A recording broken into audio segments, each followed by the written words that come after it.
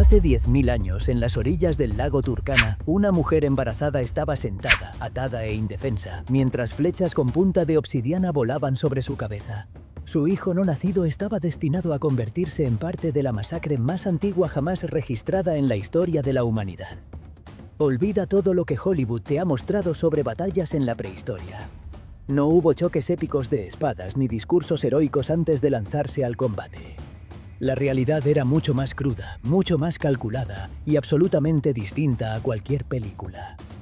Lo que estás a punto de descubrir romperá por completo tus ideas sobre cómo eran realmente nuestros antepasados.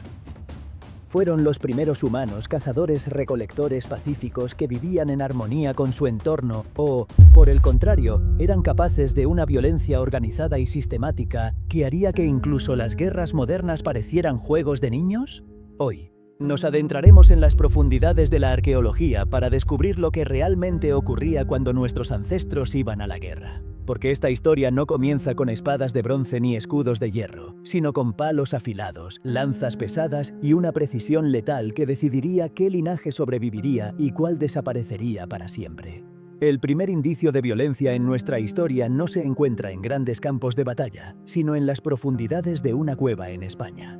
Allí, hace aproximadamente 400.000 años, un homínido recibió lo que parece ser el primer acto de violencia letal entre individuos de la historia registrada. El cráneo número 17, hallado en la cima de los huesos, presenta dos fracturas claras en el hueso frontal.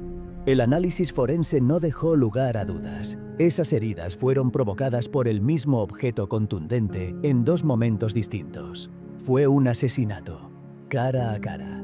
Pero era violencia individual, no guerra. Y aquí es donde surge la gran pregunta. ¿Cuándo comenzaron los humanos a formar grupos organizados con el propósito específico de exterminar a otros grupos? La respuesta llegó de un lugar inesperado. Las tranquilas orillas de un lago en Kenia, donde arqueólogos descubrieron uno de los secretos más oscuros de nuestra especie. En 2012, durante excavaciones en Nataruk, cerca del lago Turkana, un equipo internacional de arqueólogos liderado por la doctora Marta Mirazón Lar encontró lo impensable, los restos de 27 personas que habían muerto violentamente hace unos 10.000 años. Pero no eran simples restos antiguos. Aquello era una escena de crimen congelada en el tiempo. No había entierros ceremoniales ni marcas de duelo. Solo cuerpos rotos esparcidos en la tierra, como si el tiempo se hubiera detenido justo después de un ataque brutal. Entre las víctimas había 8 mujeres y 6 niños, muchos de ellos menores de 6 años. De los 12 esqueletos completos, 10 presentaban signos inconfundibles de muerte violenta. Cráneos fracturados por golpes contundentes, manos y costillas rotas, puntas de flechas aún incrustadas en los huesos del cuello y el tórax. Algunos, incluyendo a una mujer embarazada en su último trimestre, tenían señales claras de haber sido atados antes de morir. El horror no podía ser más explícito. El profesor Robert Foley, miembro del equipo de investigación, lo dijo sin rodeos. Esto es prueba clara de que en nuestra biología existe tanto la agresión extrema como el afecto más profundo. Son dos caras de la misma moneda. Lo que sorprendió a la comunidad científica no fue solo la brutalidad del hallazgo, sino su significado. Durante mucho tiempo, los arqueólogos creían que la guerra solo emergía con el surgimiento de las sociedades agrícolas, cuando comenzaron a existir territorios y recursos codiciables. Pero en Nataruk no había nada de eso. Aquellos eran cazadores-recolectores, nómadas, que vivían en un entorno fértil y abundante. El lago Turkana en ese entonces estaba rodeado de peces, animales de caza y plantas comestibles.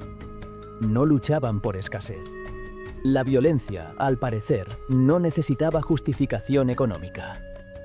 Los atacantes llevaban porras de diferentes tamaños, claramente diseñadas para el combate, y puntas de proyectil de obsidiana, un material que no se encontraba en la zona. Esto sugiere que viajaron desde otra región específicamente para atacar a este grupo.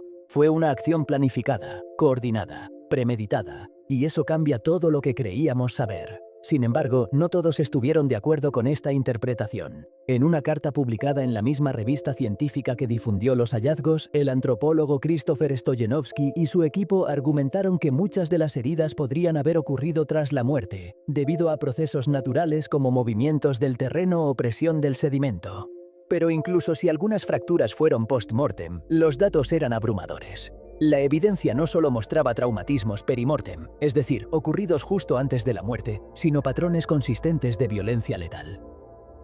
Este debate es clave porque nos recuerda que la arqueología prehistórica trabaja con piezas incompletas de un rompecabezas milenario. A veces, diferenciar entre una masacre y un desastre natural depende del análisis minucioso de una fisura en un hueso. Pero si hay algo que la mayoría de expertos coincide es en lo siguiente: la violencia no era rara y tampoco era improvisada. Y aquí es donde entra otro descubrimiento fascinante. En Europa Occidental, en la cueva de Mandrin, Francia, un grupo de arqueólogos encontró evidencia de que los humanos modernos ya usaban arcos y flechas hace más de 50.000 años. La doctora Laure Metz y su equipo analizaron más de 1.500 pequeñas puntas de piedra y concluyeron que no podían haber sido utilizadas como lanzas ni cuchillos. Eran sin duda puntas de flecha. El tamaño, el peso y la forma lo confirmaban. Este hallazgo no solo es asombroso por su antigüedad, sino por lo que representa. Mientras los neandertales dependían de lanzas pesadas que requerían enfrentarse cuerpo a cuerpo con sus presas o enemigos, los humanos modernos podían matar desde lejos. Esto era más que una ventaja militar. Era un salto evolutivo. Un cazador con arco y flecha no necesita fuerza bruta ni coraje suicida. Solo precisión, paciencia y conocimiento del terreno. Los arcos eran más livianos, fáciles de transportar y permitían cazar o luchar sin exponerse al peligro directo. La superioridad tecnológica de los humanos modernos se convirtió en uno de los factores que, según los arqueólogos, explicaría la desaparición de los neandertales. Mientras estos últimos seguían confiando en sus métodos de combate arcaicos durante más de 150.000 años, los humanos modernos no paraban de innovar. Aprendieron a crear adhesivos complejos con ocre, cera de abejas y resinas vegetales para fijar sus puntas de flecha. Fabricaban herramientas especializadas, probaban nuevas formas de cazar, defenderse y organizarse. El salto era enorme. Los esqueletos de neandertales encontrados presentan signos claros de lesiones por contacto cercano.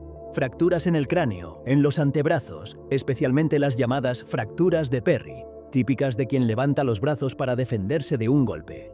Y golpes en costillas y clavículas. En cambio, los restos de humanos modernos del mismo periodo muestran patrones distintos, consistentes con ataques a distancia, más letales, más eficientes.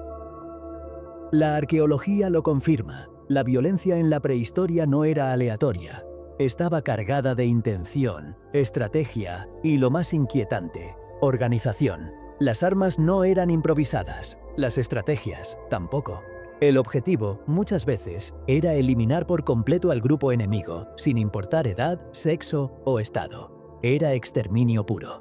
Y si esto es difícil de digerir, espera a conocer lo que ocurrió en Thalheim, Alemania.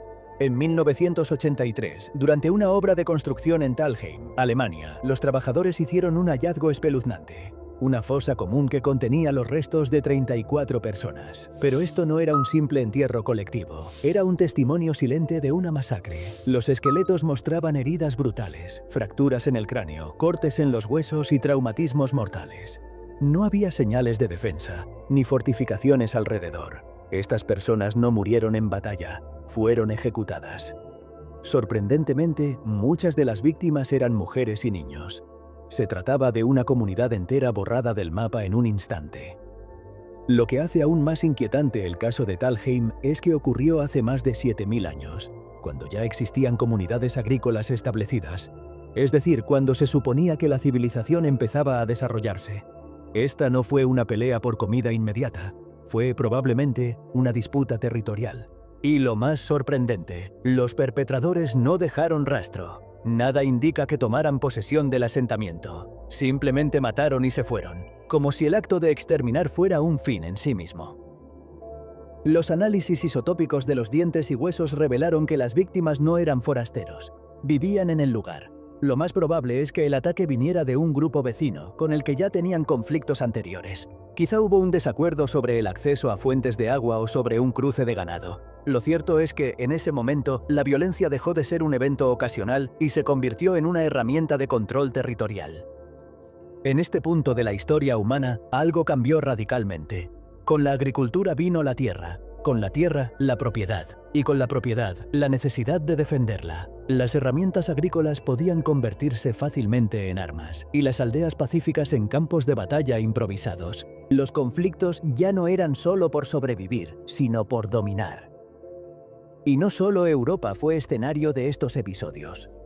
En la cueva de Pacopampa, en Perú, se descubrieron los restos de un hombre que vivió hace unos 3000 años. Tenía una punta de lanza incrustada en la cadera, fracturas múltiples y signos de una lucha intensa. Pero lo más intrigante es que fue enterrado con un ritual ceremonial, rodeado de vasijas y objetos de valor. Era un guerrero, sí, pero también un líder. Y su muerte violenta no lo convirtió en un paria, sino en un símbolo. La violencia ya no era solo necesaria, era honorable. Formaba parte del estatus. Esta glorificación de la guerra no tardó en convertirse en parte fundamental de muchas culturas. Los antiguos egipcios esculpían en piedra las victorias de sus faraones, mostrando pilas de manos cortadas como trofeos. Los pueblos del norte de Europa celebraban a los caídos en combate como héroes destinados a un paraíso guerrero. Y en Mesoamérica, los sacrificios humanos eran tan comunes que se construyeron pirámides enteras solo para ofrecer víctimas a los dioses. Pero incluso antes de que existieran las grandes civilizaciones, ya se habían sembrado las raíces de la guerra organizada. Las pruebas están en los restos, en los huesos, en las huellas que la violencia dejó marcadas por siglos. Porque el ser humano no necesitó ejércitos para matar en masa. Solo necesitó razones, reales o imaginarias. Volvamos al presente. Cuando pensamos en la guerra, imaginamos uniformes, armas de fuego, aviones. Pero en el fondo, todo sigue siendo lo mismo. La necesidad de controlar recursos, el miedo al otro, la construcción de un enemigo. Todo eso ya existía cuando el hombre aún dormía en cuevas y cazaba con palos. Solo cambió la escala. Lo que estos hallazgos nos enseñan es que la violencia no es un invento moderno, no surgió con los imperios ni con las religiones. Es tan antigua como nuestra especie. Y aunque también somos capaces de amor, cooperación y compasión, la historia demuestra que, cuando se dan las condiciones, la agresión puede surgir con una facilidad escalofriante. Pero hay algo más, algo que tal vez no esperabas. Porque si bien nuestros ancestros eran capaces de una brutalidad extrema, también sabían cómo evitarla. En muchos grupos de cazadores-recolectores actuales, como los Hadza de Tanzania o los Kung del Kalahari, los conflictos se resuelven mediante el aislamiento del agresor, la vergüenza pública o el abandono del grupo. No hay cárceles, no hay juicios, pero tampoco hay guerras constantes. Esto sugiere que la violencia no es inevitable. No está escrita en nuestros genes como una condena. Es una posibilidad, sí, pero no una sentencia, y eso nos deja con una elección. Una elección que nuestros ancestros enfrentaron una y otra vez. ¿Construimos juntos o destruimos por miedo? Ahora que conocemos estos restos, estas evidencias, estos ecos de violencia prehistórica, nos queda una última pregunta, no sobre el pasado sino sobre nosotros. ¿Qué harás tú con esta información? ¿Te resignarás a pensar que la violencia es parte inevitable de la naturaleza humana? ¿O entenderás que, aunque tenemos esa capacidad, también tenemos la capacidad de superarla? Tal vez la respuesta no esté en los huesos rotos ni en las flechas antiguas. Tal vez esté en cómo decidimos recordar a los que vinieron antes, no como bestias salvajes, sino como seres complejos, como nosotros, con miedo, con esperanza, con errores y con la posibilidad de elegir un camino distinto. Porque si algo nos enseñan estas historias antiguas, es que la paz no es la ausencia de guerra, es una decisión diaria, una construcción lenta. Y, a veces, el acto más valiente no es levantar una lanza, sino bajarla.